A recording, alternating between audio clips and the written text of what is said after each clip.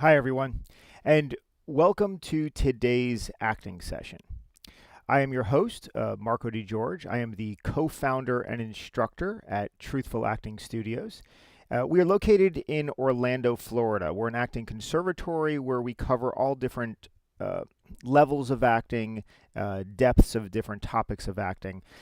And we come on here from time to time, and I like to talk about different topics as they relate to acting or being an artist. And sometimes those topics are more skill level, more technical, as we talk about maybe auditions or preparing for a role. And then other times, like today, it's more about the overall artistry and how do we as a human being navigate being an artist or an actor. And so today, what I really want to talk about is the importance of play and fun in your art. Now, this is an interesting topic to me, and it's one of these. This is a topic that I actually cover quite a bit when I'm teaching in person as well. So in my classes, either at the studio or when I teach at the university, this is a reoccurring topic that I bring up because it's something that is overlooked as an actor or really anyone in the industry. And even broader than that, in today's world, in our societies and in our cultures, in many of them, we have the absence of play and fun in our work environment. And we kind of separate those out too. And we even talk in terms of like when we have to work, it's one thing, and then when we're going to have fun, it's something else. And rarely do those two come together. It's great when we see them join, but it's not the norm. And so I see that in the acting industry as well, the film industry, the theater industry, that many times we think of our acting as a job. And hopefully, for many of you, it will be, meaning it will be your source of income that you can do, and you can do it on a full time basis. But there's a reason we get into acting, there's a reason we become an artist. And typically, people that want to get into any form of art, we do so because there was some sort of inspiration that led us there. So as an actor, usually maybe it's a movie that you saw, a television show, a play. There was something that you watched and had an experience, and this inspired you then to join. So, but then what I see is as actors learn the process. They learn what it means to be an actor, and they're working on their skill, and they're trying to navigate the initial parts of the industry. It becomes very stressful because, like everything else, I mean, the business side of acting and the workload and everything else that we do, sure, that there's time constraints and urgency and things that can put pressure on us as human beings. But what I also see is because that increases the workload, the time you have to put into it, the urgency of when you have to get things done, I also see the fun strip away. And so, really, today, I want to say, well, why is play and fun important for you as an artist and to achieve the highest, your highest goals in the industry? So what I'd like to do is I want to look at a quote, and the quote is from Albert Einstein, and he says, "Play is the highest form of research." Now, take that in for a second. Play is the highest form of research. Now, this is coming from somebody that is revered to be one of our strongest intellects that we know, right? Albert Einstein was intellectually a genius. And so typically when we think of Einstein, we're thinking of things like math or science or things of those realms. And we don't really think about playing. We're thinking of no, he's doing research intellectually. And many times we don't think that intellectually we can have fun. So, uh, what I want to look at here, though, is he's telling us this for a reason. Play is the highest form of research. Why would that be? And so, the way I teach it and what we look at it, and I want you to think about this in your own lives, is what does it mean to you to have fun? What does it mean to you to play? What does that usually mean? Now, sometimes we think of the word play and we go back to maybe early childhood. We think about children playing together, meaning they get together and they're using their imagination. They're playing games with each other. As we get older, we play actual board games with each other or video games, right? We have online gaming that you do, but it's all the gaming is all about having fun. Typically, it's something you want to do, which is why you play. We're not forced to do it. We want to do it. Sometimes we even get caught up. I don't know if any of you are gamers, but we'll play a video game and you can spend hours playing a video game because you get caught up into it. You want to keep going and you love having fun. And you'll do it for free. No one's paying you to do that. In fact, we take the time away from things that might earn us money to do the things that we want to do. We want to have fun in. Okay, so with just that being said, when we're having fun, we're willing to work harder at something. We're willing to put more time into it because we want to do it. We're not there out of some sort of obligation, but we're there from a desire. We want to be doing things. Okay, so now separately, let's put that aside for a second, and separately, let's think about work. Like, how do we define the word work? And typically, when we're saying work, we're thinking of a job that you might go to. And if you're not working, maybe it's someone you know or your parents or people. But someone goes to somewhere to do a job to earn money. But if they would they stop and do something else? Right? Meaning that if you're in a job, this is one of the things I ask my students as well. Okay, so you're working in a job. If money was not an object, would you stop working in that job? And many people say, yes, well, of course I would. I would do something else. I only work in the job because I need to, out of obligation of having to make money to survive. Okay, so we kind of separate these things out. And we say, okay, fun and play is on one side and work and obligation is on another, and they're on opposite ends of like a spectrum. And what Einstein was saying, and also what I try to teach, is that, well, for us as artists, we need to bring those two things together, and they need to be one thing. Being an artist is very hard work. I mean, in any of the art forms. It takes an incredible amount of repetition of practice in all of the different exercises. And this is whether you're dancing, singing, or playing an instrument, painting or sculpting. It doesn't really matter where, but it's the repetition of doing it over and over and over and over again. And acting is no different. We learn some skill sets, and then we have to repeat them over and over and over and over again. It's an exhausting amount of hard work to do what we do. And the difference is with acting, as really it's different than most other things. In acting, we're using ourselves. So what we're repeating over and over and over is the internal exploration of who we are, of our emotional life, of our internal life, because we're using very personal sides of ourselves as we bring them to this thing called character. So if we didn't love it, why would we do this at all?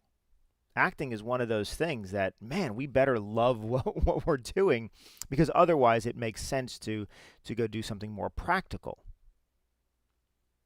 So back to then fun.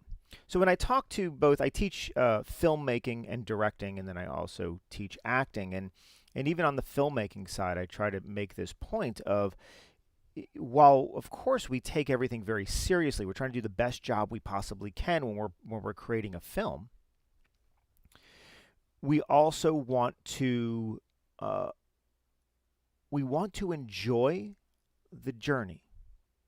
When we're enjoying it and we're having fun, we will actually do a better job. We'll be more focused. We'll work harder. We'll spend more time doing it, simply because we love being there. As an actor, this is critical. Really, as any artist, this is critical. But for the focus of what we're talking about, as an actor, this is critical because the things we have to do, we're going to stumble along the way. Now, if you're playing a video game, and of course you're trying to get past the certain level of a video game, well, you'll stumble along the way. It won't necessarily work out. But we start over and we do it again, and we start over and we do it again, and we make progression as we go through. We get a little further along every time we play. We get a little further along in the progression until we pass the level finally. And then we feel this great sense of accomplishment as we move up to the next level. Well, same thing as with acting. We have to progress slowly along the way, and we're going to stumble. But we don't want those moments of stumbling as we go through, which are really moments of learning. We don't want those moments of learning and stumbling as we go through to stop us or hinder us from wanting to keep moving forward. And when I look at actors and they're really not having fun with what they do, they get really down on themselves.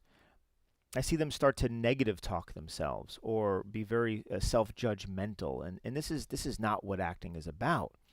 Acting is a very positive and joyful art form, and it should be. And so in order to do that, we want to make sure we incorporate fun and play. Okay, so that's the first thing, just a very general sense of, yes, let's have fun with what we do. Let's enjoy the process. But the next thing I want to address is this idea that work can't be fun. Because sometimes we'll think, well, if we're playing and having fun, how are we really working or accomplishing anything? And one has nothing to do with the other. When you're enjoying what you do, when you're passionate about what you're doing, you love what you do, and you're enjoying the process, you are having fun. So therefore, this thing we take very seriously can also be serious but fun. Play, I'm going to address in a minute in a different way, which is also very important. But anytime you enjoy what you're doing, just consider that having fun. And so when you can match up an enjoyment, having fun, with something you work on, which is serious, when you can mesh those together, you've already made such a leap forward in life. Because most people who work in something don't enjoy what they do. And it's too big of a part of your life to not enjoy what you work on a daily basis. I mean, we only have a limited time here, and so we don't want to spend much of that doing something we don't enjoy. Let's figure out a way to have fun doing all of it. Okay, so now let's talk about this term play, because it's like, okay, well, even if you're with me so far and you're like, well, I can see, yes, we should enjoy or have fun with what we do. I get that. But how can we play? We can't play at work, or I can't play and be respected, or I can't play and actually accomplish something. And as an artist, playing is the only way you actually accomplish something. And I say as an artist, Albert Einstein gave us that quote. Here, let me go back to it. Albert Einstein gave us this quote: play is the highest form of research. And he's talking from a mathematical and scientific standpoint. That's interesting. Okay, so play is the highest form of research. Okay, so research. What do you think of when you think of research? If you're in school, you might think of research as like a research paper, a term paper. So something you have to, science projects. There's a lot of research. A history project, maybe there's some research involved. Things that you have to look up and learn about. Right? When we research, we're learning about something. We're exploring that topic. Okay. If you're exploring something or you're learning about something, you can either enjoy what you're learning about or you cannot enjoy what you're learning about. Let me give you a very quick example of what I mean by that. So when I was going through my schooling years, my earlier education into high school and into university,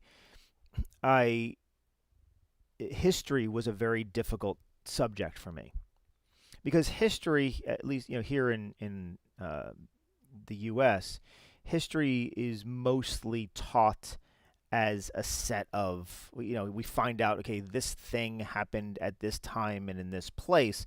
So it's a lot of people and places and dates, and you have to memorize those, and then that's what you recite back on the test. It's not very interesting the way it's taught most of the time. So I never really did well, and I never really grasped this subject of history as I was going through those years of my education. Until one year in my third year at university, I had a professor. His name was Dr. Sissius. And Dr. Sissius did something different in this. This was a world history class. And so what he did was he took the class, and we had like this grass area outside, and it was a nice day, and he took us all and we went outside and we sat in this grassy area.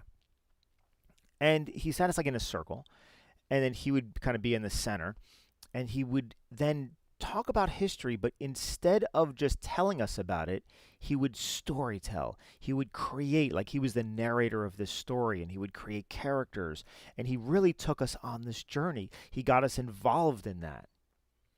And for the first time, I was enjoying the process. And Dr. Sissius at the same time was playing as a way of teaching.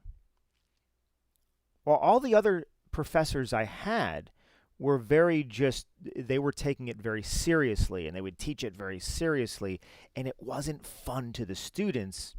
Dr. Sissius took a playful approach, made it extremely enjoyable, and for the first time in a history class, I earned an A.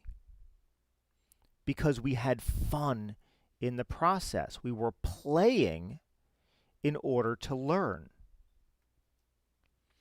So now we can take that example and put it really anywhere else. Because what does it mean to play? So when we play, let's even think of a playground, or we're playing a game, kids using their imagination to just play with each other.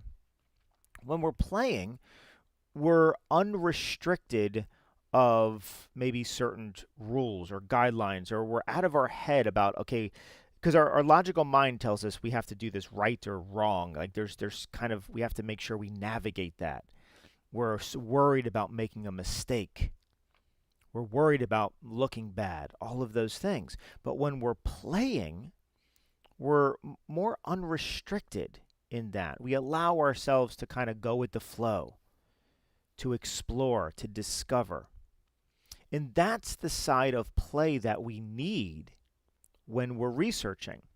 If you have fun while you're learning something, you will learn it at a higher level.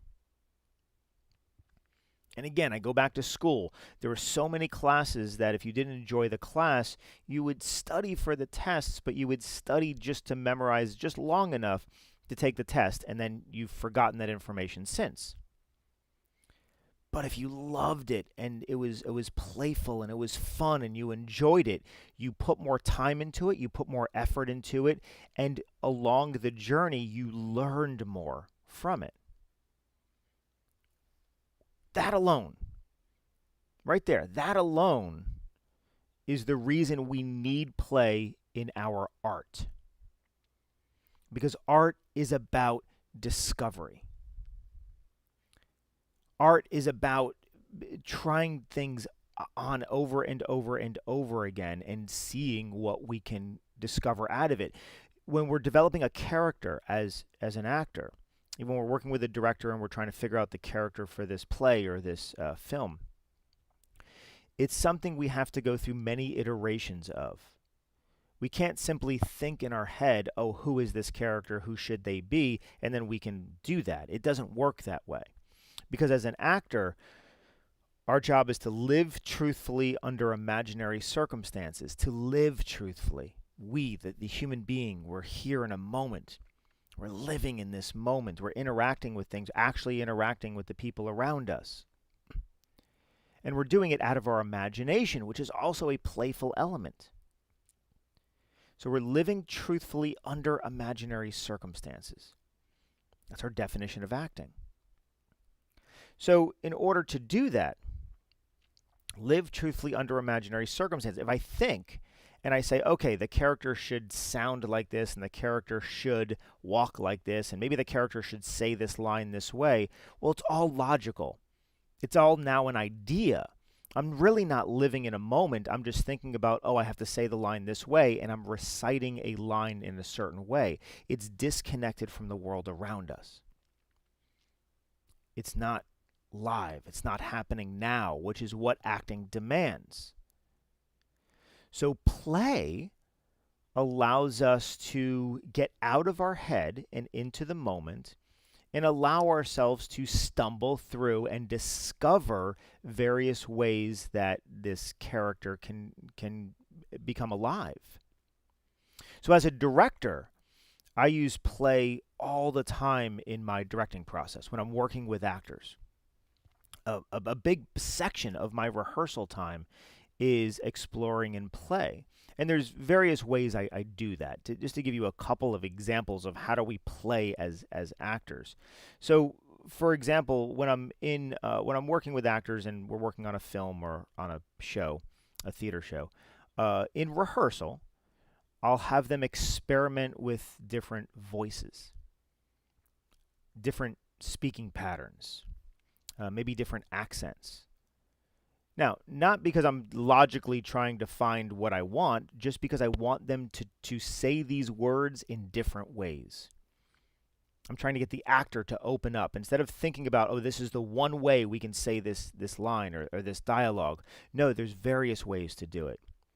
So then I will have them sing it. I'll have them turn everything we do into a musical. So even when we're doing what we call a straight play, which is just, non-musicals, I will still have them sing it because it breaks them out of the pattern of what they should and shouldn't do. They're playing with it. There's no right or wrong. They're just trying different things. I'll have them experiment with physicality and movement, meaning we can move in different ways. We can walk in different ways. We can, it's we have something called like centers of energy. Like what part of your body what part of your body is being pulled? Centers of gravity is like, are we like real heavy or are we real light? And so we play around with these different things. And again, there's no right or wrong to it. It's all a matter of let's just try it. Let's see what happens. Let's see if by doing any of these things, we discover something. Hopefully we discover something we didn't know before. And maybe out of that discovery, we can now apply it to what we're doing. Most of the time, we don't apply anything we find. Most of the stuff doesn't apply to our character. But we sort through all of it to find those little gems that do. And we can't think our way there. We have to play our way there. we do. I work with actors on something called animal work, which is so fun to do. Animal work is where the actor will choose an animal that they would like to mimic, and you then have them learn all about that specific animal. And so if it's a lion, for example, they'll learn all about a lion and how a lion moves and how it responds to things around them, how a lion sleeps, how a lion eats, how all of these different things. And then what we'll do is, as the actors, as a group, we will get into the position of the animal, meaning they will mimic to the best of their ability the physicality of this animal and how it responds to everything around them. This is a playful exercise that allows actors to get out of their own body and into something else, to feel like they are something other than a human or themselves. Now, they're not playing as a lion in the character, but it helps discover physicality. It helps discover internal life. There's things that come out of a playful exercise that we can absolutely use in the characterization. Many of the A-list actors, the big actors that you revere, we don't realize they do this, but they do this. This is animal work is a major tool that is taught. And it's fun. And it just helps us explore. Helps us get out of what we think it is or think it should be and into more of a living, playful environment. So that's something we do. I also might have my actors overact for the fun of it, because it's one of the biggest fears that actors have is they don't want to be seen overacting. So at a rehearsal, I'll tell them to overact it to the best of their ability, just to have fun. And it removes the fear of overacting. When you do it and you have fun and you push it as far as you can and you realize where the limits and boundaries are of where we can go, and it really does. It allows the actors to kind of to disconnect from the logic of what something should or shouldn't be. And the more my actors have fun when I'm directing them, the harder they will work for the show or the film or whatever we're working on. They want to do it because they're enjoying the process. Right? They want to do it because they're enjoying the process. So as a director, I find having fun a critical element, playing with the actors, a critical element in discovering who the characters are. As an actor, I love it. Because even though I've been acting for a very long time, I still am bound and restricted by the same thing every other artist is. It's the duality of the human psyche. I'm bound by my logical mind wanting to control everything. And so I love playing because it allows me to find where this character is and who this character is, and allows me to fully step into that life without any restriction whatsoever. So these are areas. This is how play comes into it, and the importance of it. It's important as an actor. I find it important as a director. It's important whether you're in film and television. And you look at like film projects, television projects. The ones that are typically the most successful are the ones where everyone is getting along and having a good time while they're doing it.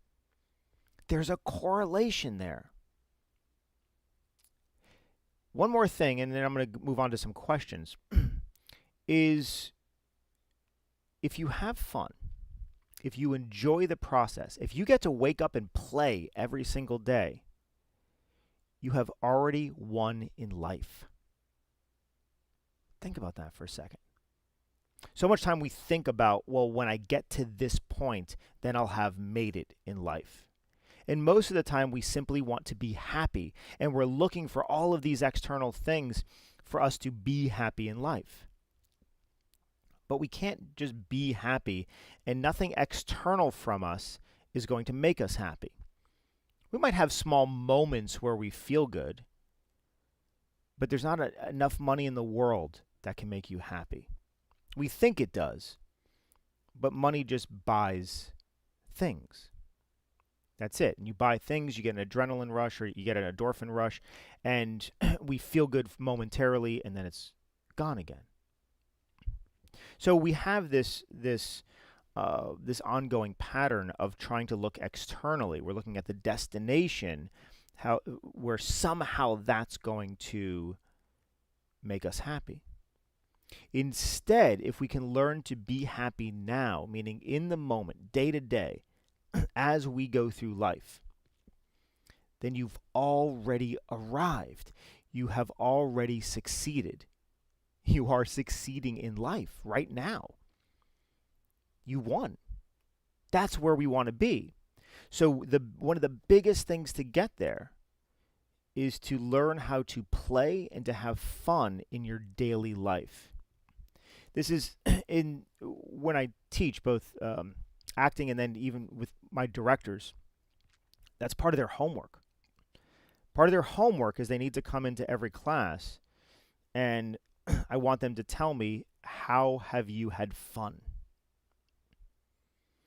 Because on the directing side, it's very stressful, and sometimes they end up taking it a little too seriously, especially at the university level where you are under a lot of pressure by different classes, different professors.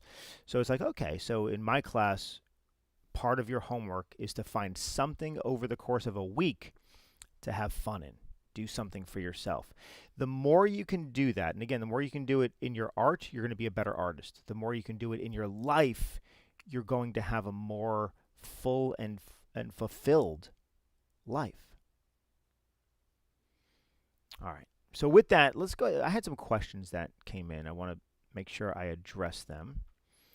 And if you have any other questions, please feel free to put them in the chat. You can interact. I will get to as many as I can. I'd love to answer if you're with us live. I'd love to answer anything that you have as well. So please feel free to put anything you have into the chat. All right, but let me go on to the first question. How can I loosen up before acting so I can have more fun? Okay, so sometimes, like when we're going, let's say, to an audition, or we're going to a rehearsal, we're arriving at a film set, we get anxious.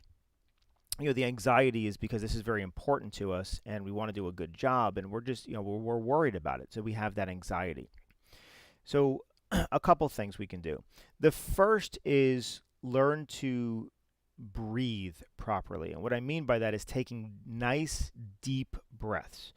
We want to, so part of anxiety is improper breathing. When we start shallow breathing, what it's called. So we breathe faster and we're only breathing into our upper chest versus taking a nice deep breath down into the lower parts of your lungs and then fully exhaling that out. Taking some nice deep breaths, it runs oxygen through your whole body, which will reduce anxiety.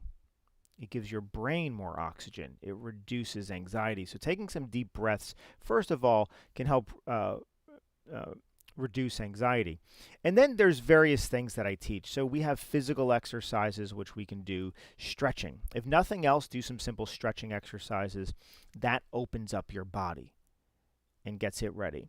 There's some voice exercises, and I would look up online for acting vocal warm up, and you can find some different exercises you could do there. It warms up your voice. And then typically what I'll do with my actors before, let's say we're doing a theater show, and before a show, I'll make sure that they are doing something playful together. Whether we listen to music together, whether I have them dance we're doing something, and they take that time and they step into this element of fun before they act. If you don't have anyone else or no one else guiding you, or let's say you're going to an audition and you're by yourself, remind yourself why you're here. Go back to the moment in your life when you decided this is what I want to do. Remind yourself why you want to be an actor. Why are you here right now? Remind yourself of the love for it. And that can also help loosen you up. The more loose we are, the more we can reduce our actor anxiety, the more fun we will give ourselves permission to have. Okay, I have a question in the chat I'll get to before I move on to any others. Uh, the question is, how often should you take classes when you are just starting?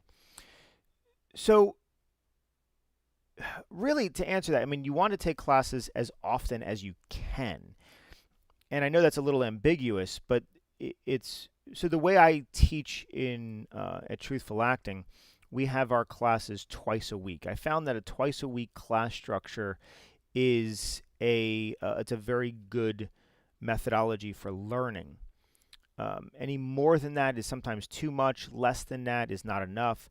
Twice a week allows you to learn something on one day, and then you take that and you can work it for homework for a couple days as it begins to settle inside of you, and then a couple days later we pick up on a second class and we continue. So it gives us the best momentum through the art. So a couple times a week is a good pattern for that. But it all depends on what you're learning, what the craft is. You want to work on your art as often as you can. We learn through repetition. So the more you repeat something over and over and over, the more you learn it. Now, the other caveat to this, of course, is what is available to you, what are you able to do with your schedule, and what can you afford. All of those things go into play. So if you're limited on your resources of time, money, so forth, then learn any way you can. Learn by reading acting books, learn by doing free things like these sessions. Learn as much as you can in any way that you can. If you can take a class and you can only do it once a week, well, do it once a week. It really depends on what you're able to do. So there's no right or wrong answer here. I would just say if you're going to immerse yourself into something, I mean, if you want to do something and you really want to do it as a career, or eventually you want to do this full time, well, we have to start gaining the hours to get there. It takes 10,000 hours to master something. So how quickly you achieve those 10,000 hours is how often you can actually work on it on a daily and a weekly basis. So in that, 10,000 hours can be achieved in 5 years or it can be achieved in 20 years, but it all depends on the amount of time that we can dedicate. So classes are essential to acting, whether they're online, they're in person, but working with an instructor, being guided through something is so important in that. We're going to be launching very soon coming up. We're going to be having our work at your own pace online classes, because right now I teach everything live, but we're also going to be having online classes where you can have the material and take yourself through a self-guided course with a series of videos from me, and I'm going to guide you, but at your own pace. And this is going to be great for anyone that's on a tight schedule, where you live in maybe a part of the world where it doesn't work to take a class either in person or either live online. So that's another great way of doing that. And you can just stay tuned to our website, truthfulacting.com, as far as the availability of those. All right, so the next question is, how do you channel play in still scenes? Okay, so I think I understand what this is asking, and the idea is, if we're playing, if we have this fun type of thing, but the scene is more of a close-up of me and more stillness, how does one correlate to the other? And so let me clear up maybe a possible misconception of this, is that play doesn't mean the character is playing. It means the actor is playing. So me, the actor, can be having fun even though the character is not. So the more I love what I do as an actor, the more I enjoy the process every step of the way, I'm having fun. Even though my character might be going through a devastating moment or might be going through something very difficult, whatever that is. So it's one doesn't necessarily correlate to the other because we're like, no, I can't play. Or we might think play has to do with movement. No, play has to do with the excitement inside of you, the joy you're getting inside of you for doing what you love to do. So when you correlate it that way, I think it makes more sense. It doesn't matter still scenes, moving scenes, wide shots, close-ups. Really doesn't matter what we're doing. We, the actor, should love what we're doing and be having fun while we're doing it. All right, so next question is, how can I have fun while still having people respect my craft? Okay, so this is, I think I alluded to this earlier, and one of the things that we worry about is, well, I don't want to play and have fun while I'm doing something because it's going to look like I'm not taking it seriously, and I want people to respect what I'm doing. So I want them to take me seriously. I want to be a serious actor. Yes, the more you play and have fun, the more your craft will be respected. And Christian Bale has a quote that he said. I'm going to paraphrase it, but he basically said, the more an actor is willing to allow themselves to look stupid in front of others, the better their performance will be. So, and it was an interesting thing, but really, and he didn't mean, we don't ever look stupid when we're doing this. We really don't. We feel that we do. We feel like, oh my God, that was silly. Oh my God, that was stupid. Oh my God, I'm going to look like an idiot when I do this. And that's not the case. We're just stepping outside of our comfort zone. And the more we play and the further we go into the different things we try, the more we commit to the choices that we make, the better it is. And so having fun and enjoying what you do, that is one of the biggest aspirations that everyone has in their life, in anything, any job, any profession. People want to love what they do. People complain all the time about not loving what they do, and they wish they did. So you'll be respected for working in a career that you love. And you're going to be, think of the actors that you love and think of the things that they do. They're playing in order to get there. They're having fun doing that. So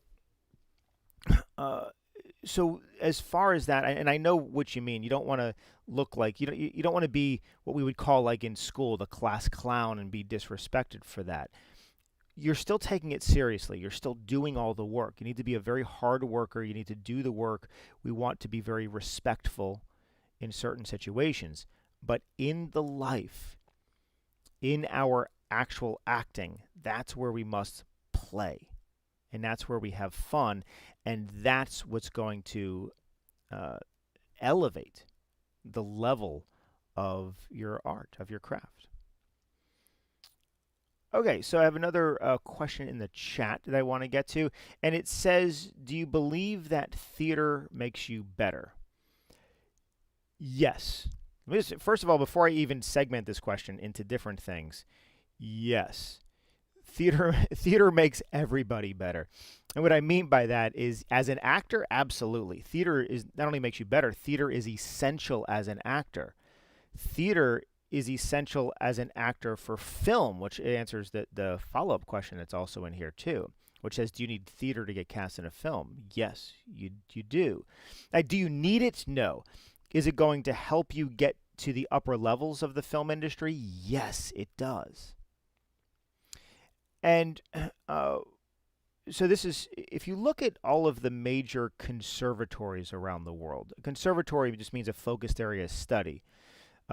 So at Truthful Acting, we're a conservatory, meaning an actor can come and study with us for 3 to 4 years to work on their craft.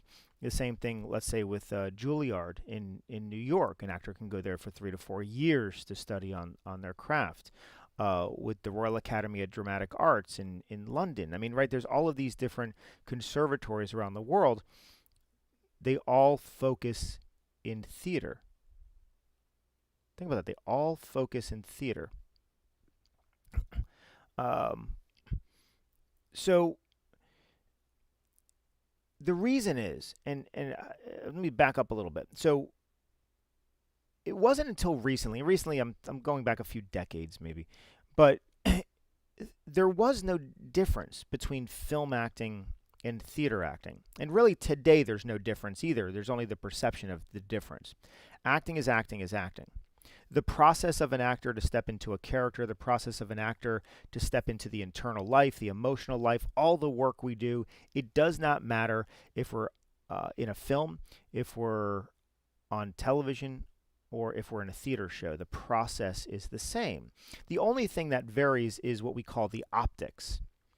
So the optics is if I'm on camera, like right here, I have to be concerned with only what the camera sees. So the optics are a little different, and I'm playing the performance, so to speak, to the camera, right? So I know the camera's here and my eye line's here, and so I'm very aware of these things. But that's a technical layer. It's a very thin technical layer we put on top. If I'm on stage, well, the optics are the audience. The audience is like the camera, so I need to make sure that the audience can see me, and I'm open. My body is open to them, so they can connect in with me as the character. So there's these technical layers we put on top. That's a thin layer on the top of this huge process that's underneath it. That huge process applies to all of it. Well, a few decades back, especially here in America, there was this divide of film and theater. It was kind of Broadway versus Hollywood. And in that divide, it was because in this country, it's about the accumulation of money. We live in what's called a capitalistic democracy. So capitalism, the accumulation of wealth, free enterprise. And so people were finding new ways to make money. And what they found in the industry, people were finding that, wow, there's a lot of people that want to get into acting, but they really want to get into film and not theater. So all of a sudden they said, ooh, well, if we offer classes and call them film acting classes, we can make them shorter and we can show people how to work in film and not theater. And that started a chain which exists today of so many acting classes that you'll find just about everywhere, which are like once a week scene study type of classes, which are called film acting classes. Well, the issue is there's no such thing as just film level classes. This started to be such an issue in the 90s that Hollywood was realizing that the quality of training overall in this country was decreasing. The deep level training that came out of the 60s, 70s, and 80s, all of a sudden, we didn't have a new batch of actors that were training at that level anymore. It was difficult to find. So Hollywood had to then turn and look to other countries. They had to look to Europe and Australia and South America. They had to look to all these different countries and continents to find other things. Looking to England or the UK in general was a big source of new actors because those actors were theater trained, quote unquote theater trained, meaning they were still trained in a deeper process. And that's how I like to look at it. I don't like to look at theater versus film. I like to look at, are you trained in a technical surface process or are you trained in a deeper level process? The one thing that I truly believe is you must train in a deeper level process, which is what we do at Truthful Acting Studios. Now, what that means is, yes, theater. And the reason that is theater, the requirements of theater is that you have to work at a certain level. You have to memorize your script at least, right? You have to memorize your script to be on stage because we're going to be on stage in front of a live audience that have bought a ticket to see this show. So we have to do a minimum amount of work. You're memorizing the entire script. We don't have to memorize the entire script for film. You should, but you don't have to. Many film actors show up to set not memorized. It drives me crazy. But many actors show up to set not even memorized because we know that it's going to be take after take after take in film. Now that's surface level acting though. In theater, we have to be very believable and truthful in what we do for the audience. In theater, we run the show from start to finish. So we have these prolonged periods that we're living in these moments. In film, it's sliver by sliver by sliver. So film is a very chopped up, segmented type of acting. Theater teaches you how to really invest, live in a moment, get that momentum, go deeper into character. Theater teaches you these things, and film doesn't. But film still requires all of those things. They still want it, which is why when Hollywood is looking for actors and they can't find the depth of acting here locally, they look to other areas of the world that have actors that work at that depth. All of those actors have trained in theater. Theater is where acting really lives. It's where you can grow as an artist. It's necessary to work in the upper echelons of film. If you want to be there, if you want to be a supporting character or a lead character in something in a bigger film or television show, yes, you must do theater. And in fact, theater on your resume is one of the most important items. Training is number one, theater is number two. That's what we look at, not film credits.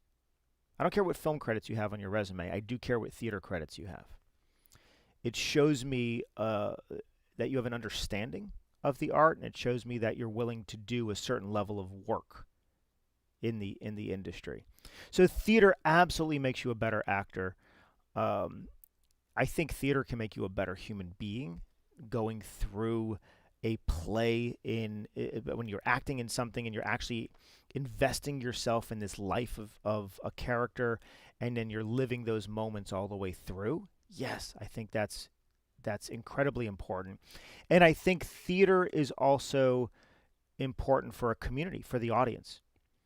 I think theater helps people become better as a group. When we have a shared experience watching a theater show, it brings a diversity of people together for a short period of time. And I think it's one of the most important things that we still have. It's different than going to a movie. Even though a movie is a collection of people watching the same movie and still very important coming together, there's a different energy in a live performance or theater show. And so I think theater is one of the most important art forms that we have. Okay, let's see. Let me see. What is our next question that we have? Here we go. Okay, so how will having fun be more effective in acting? And I think I covered this a few times now over, is simply that every time we have fun, every time we enjoy what we do, we're willing, right? Every time we enjoy what we do, we're willing to go further in our craft. And if we enjoy it and we're investing even a little bit more in what we do, the audience will know that. Whether it's on stage, whether it's in front of the camera, they're going to see. Now, the audience is going to see it in terms of character, but they're going to see the depth. They'll feel it in the performance. So when you enjoy it versus when you watch actors that don't enjoy what they do, you can feel that in the performance as well. It's not as good. It's not as connected in. As an audience, we don't connect in with those characters as much. When actors love what they do, we connect in with those characters. So it's very important in that way. All right, next question. What is a healthy way to integrate play and fun into your daily life? Okay, so this is a really good question. So not just your acting, but your daily life, which I think is so important. And again, it's part of my, when I teach directing at the university, that's part of their homework every week. I ask them, how have you had fun in the past week? I tell them to integrate it into their life, anything they want. So a healthy way to integrate play and fun is to dedicate time every day. It doesn't have to be a lot of time. If you have a busy schedule, dedicate 15 minutes to something, but dedicate an amount of time to do something that you love to do. And it can be even by yourself. It can be with somebody else. It doesn't matter. If you're older and you have kids, do something with your kids. But the best way to play is incorporate your kids into something. Play a game with them. If you're younger and you have friends, then get together and do that. Playing could be right now video games. I am a big advocate of video games. I believe that video games are actually vital and important to the youth of the world. And I know it's a weird thing because most people are like, "Oh, stop playing video games." Well, yes, everything in moderation. If you're playing a video game 8 hours a day, that might be a little excessive. We have to balance that out. But playing a video game you're doing something you love to do. So do that. I'm a big advocate of that. Board games. Board games are are something that are very fun to do, and we get a group of people together. You can play a board game. That's a great way to do it, and you can coordinate that. You could schedule that into your week of getting some friends together to do that, or your family together to do that. Role-playing games, so I growing up in the '80s. I grew up on Dungeons and Dragons. That was a big thing for me back when it first was coming out. That was amazing. It incorporates imagination, incorporates acting a little bit as you act out your characters and acting out the scenes of what's happening.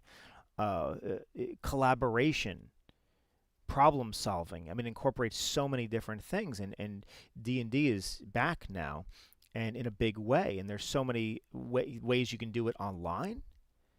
Group of people meeting online to do it. You can still meet in person to do it. So even like role-playing type of games like that is very fun. But just find something you love doing. If it's a sport, do a sport. Not out of obligation, but because you love it. If you love simply taking a walk in the park, do that. You can have fun doing that. Take your camera with you. Maybe take some nature photos if you like doing that. The more you can just integrate fun and play into your daily life, the better you will feel. It gives you what we call recovery period. So we tend to go, right? We're always focused on the next serious thing that we have to do. If we don't schedule and take time to what we call recover from that, then we get overwhelmed and we put a lot of stress on ourselves. And that could lead to depression, or that could lead to not feeling good about ourselves. So many different things. So what we really want to do is if we schedule every day, and if you can't do every day, listen, start with once a week. I would be happy with that. And then you can go to twice a week. Yeah, you can expand out. So if you're not used to scheduling time for yourself, I know once a day might be a lot. So do it even once a week. Every single week for a certain period of time, you're going to schedule time for yourself to do something you want to do, something that you can have fun doing, whatever that is. Whatever that is. And then do it. Like, be strict to it. Schedule it. Put on a calendar. And then really do that. And once you can do it once a week and you do it a few times consistently and now it starts becoming a habit, great. Expand it to twice a week. And do that for a little while. Once you have that down, great. Add it a third time in the week. And so you can slowly advance, maybe over the course of 6 months or so, you can advance yourself to every single day having moments of fun. When you do that, when you teach yourself the importance of fun and you make it critical that it's part of your weekly or hopefully daily schedule, eventually that will seep into everything you're doing. Eventually it will expand out and you'll want to have fun as often as you can, including you'll find a job that you really enjoy instead of maybe one that you have now that you don't. You'll find one that you can have fun in, that you can enjoy doing. You can bring it to your art, everything you do in your art. You can have fun. You can bring it into your family and into your friendships and all these different. All of a sudden, you'll see a shift of energy from negative to positive simply by enjoying what you do. The way in, the starting point, schedule a moment, a time for fun once a week and be as strict on that as anything else that you have on your schedule. Make sure you do that. Schedule time for yourself. Prioritize yourself. This is your life. It's the only one you get. So make sure you do the things that matter to you. Don't assume you'll have next week or even the next day. Prioritize yourself now, because your tomorrow self is going to be very happy that you did. Okay, so it's amazing how fast an hour can go by.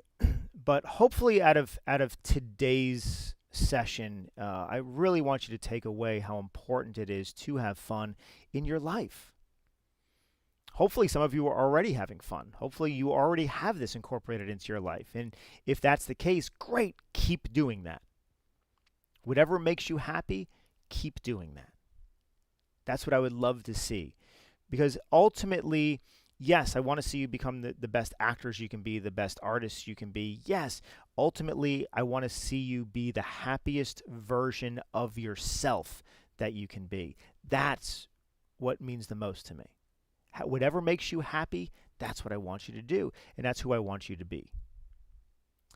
If you have any other questions for us, or if you'd like to reach out, you could email us here at info@truthfulacting.com, or you can call or text us at this number below.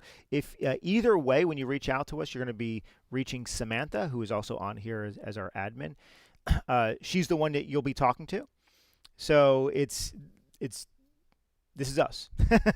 So you'll understand, at least you'll have a person that you'll know you'll be reaching. And then if there's anything that needs to be forwarded on or sent on to me, Sam does that. She'll send it to me, and then I can respond myself. So I love that you spent some time with us today. We'll be doing another one of these probably in about a month or so, as we usually do these every like 4 weeks or so.